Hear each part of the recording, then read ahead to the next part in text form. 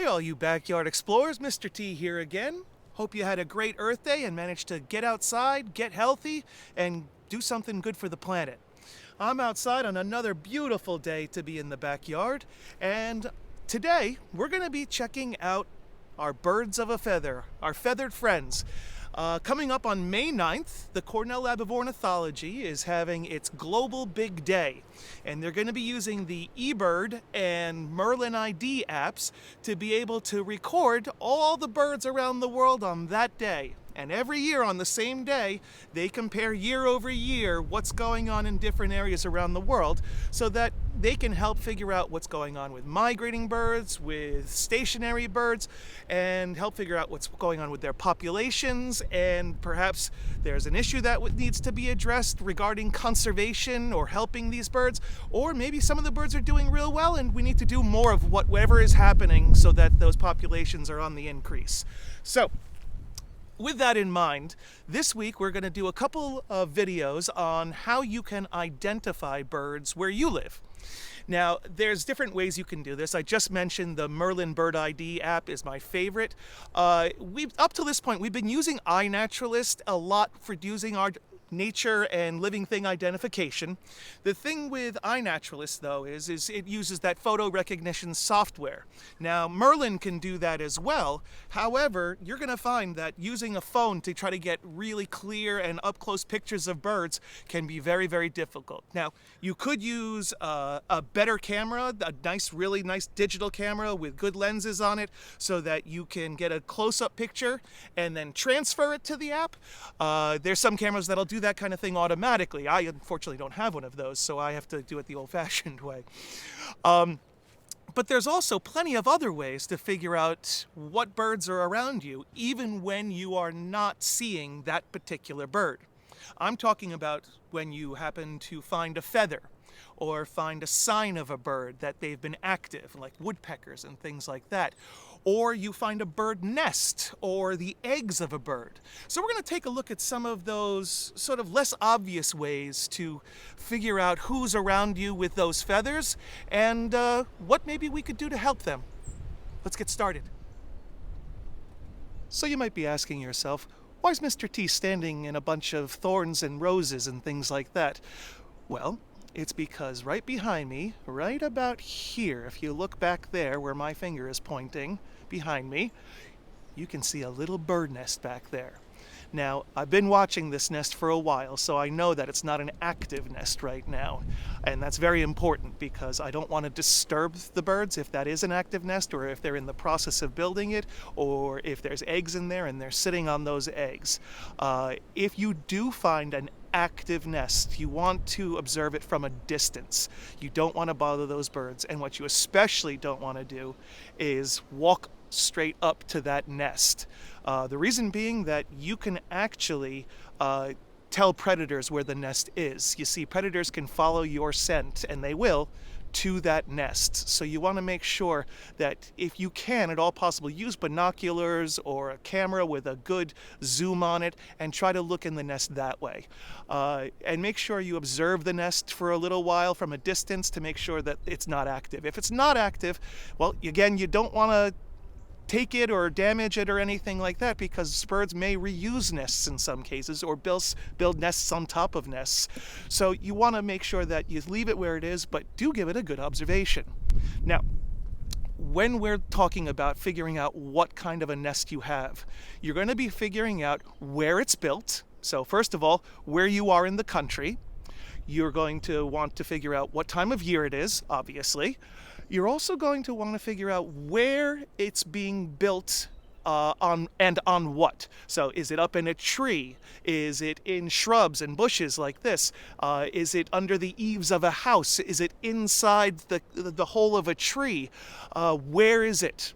That's a big part of what type of bird it's most likely going to be. Now this one you can see is in a shrub. Now, the other thing I want to take a look at is the surrounding area. Is it a forest? Is it a meadow? Is it a field?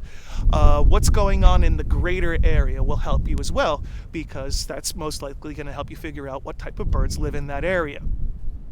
Now, finally, what you also want to do is you want to figure out what height the nest is at. You want to record that. You want to figure out how big it is. So obviously bigger nest, bigger bird, smaller nest, smaller bird usually. Some birds nest in colonies, so they might be small birds, but there's a whole ton of them in there, and so there's a massive nest. So you also want to figure out, what are they making the nest out of? Is it twigs? Is it straw? Is it grass? Is it moss? All these different things make different kinds of nests from different birds. So let's take a look and explore some of the nests, and we're going to use a tool to try to figure out, an online tool, some really fun technology that we have now, so that even at home, and even if you're in quarantine or something like that, and you can only get into a safe area around you, where you can go outside and watch the birds, you can still try and figure out who's around and really help out some scientists, and in turn, help out those birds. So let's explore some nests and get to identifying. Now here's our nest in the shrub over here. I'm going to try to get in and get a closer look without doing any damage, of course. We found another one. If you look up in this star magnolia tree up behind me, right about here in the crotch of that tree, the V right up here, you can see that a bird had started building a nest, and amazingly, they're building it out of deer fencing mostly. I'm going to go up there and give you a closer look with the camera so you can see what we're talking about. Let's check this out.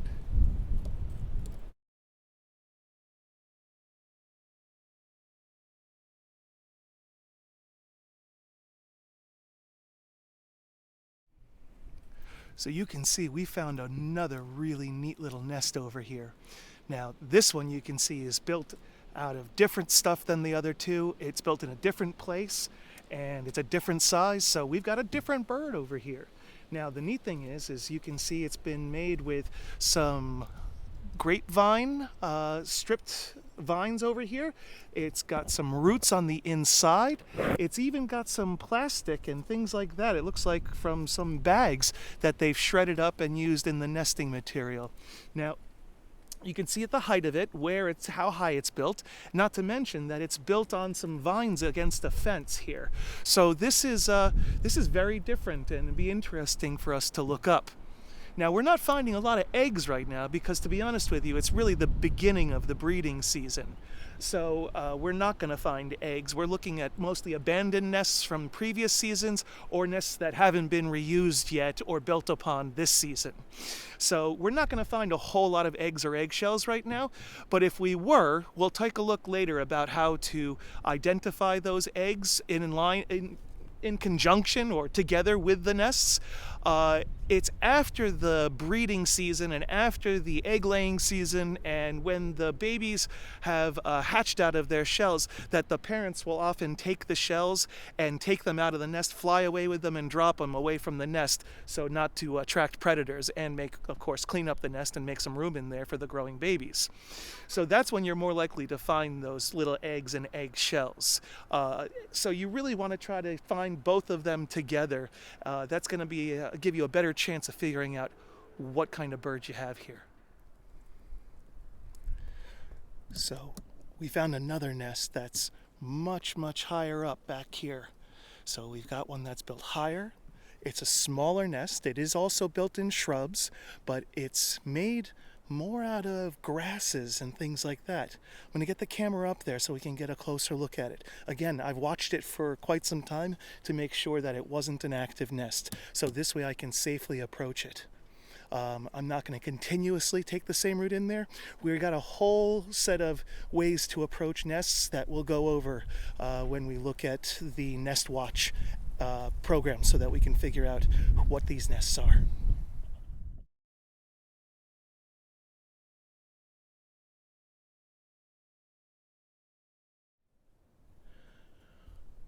Okay, I'm being really quiet because we have a nest that is active.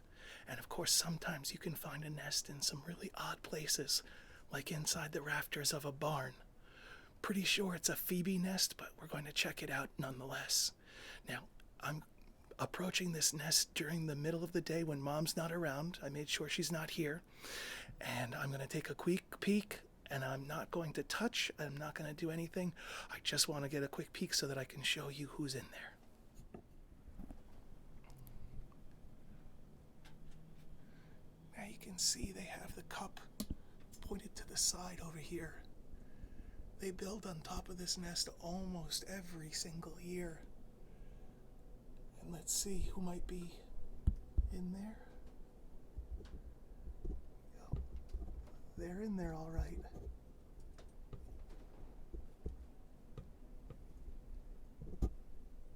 So let's back away quietly and leave them to their growing. So sometimes you can find nests in just the craziest of places, like inside these hollowed out areas of this barn beam. Take a closer look.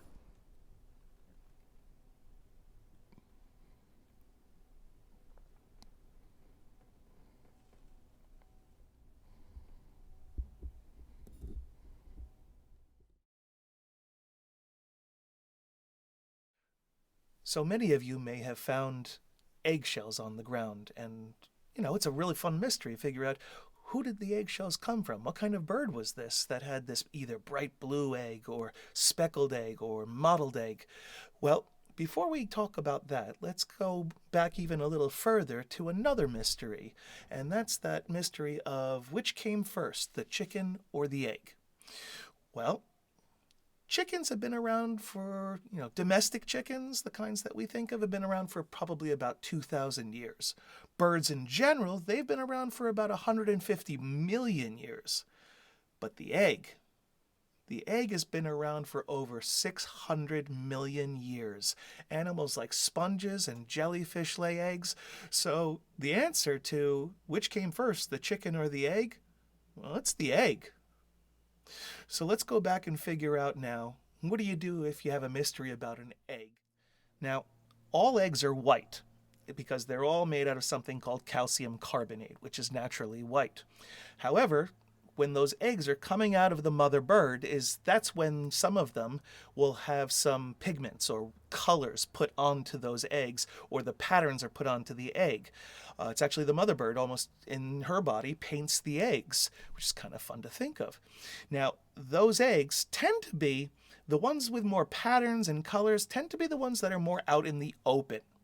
Whereas the ones that are in the trees, like woodpecker eggs in the cavity nesters, we call them, inside the tree holes and in the dark places, those eggs tend to be just sort of more pale colored or white colored because, well, I guess you don't really see them so much, so there's no advantage to having color on them.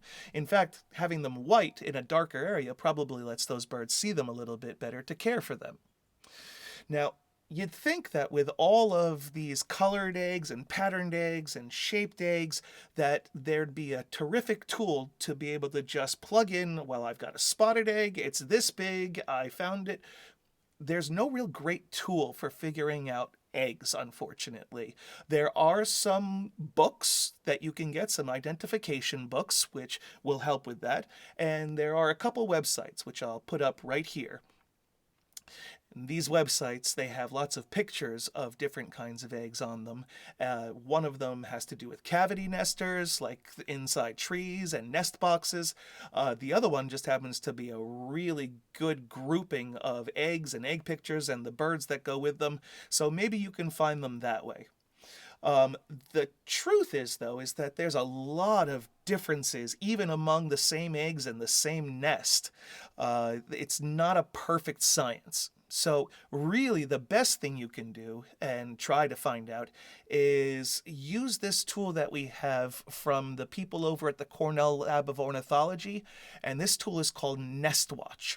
Now, this is a program over at NestWatch that allows you, if you find a nest that's working and that the birds have eggs and are having babies in, it lets you keep track of it, and you can figure out what's going on with these birds and how successful are they, and it really helps the scientists out and the people who are trying to protect these birds. So if you have a nest like that, please see the link and get involved. It's a lot of fun and there's a lot of good that can come from it. Now, that being said, on this website, the NestWatch website that they have a fantastic tool for figuring out nests and eggs together. And you go on to this and you try to figure out, well, what do I have here? This is how we are going to identify those nests that we found earlier.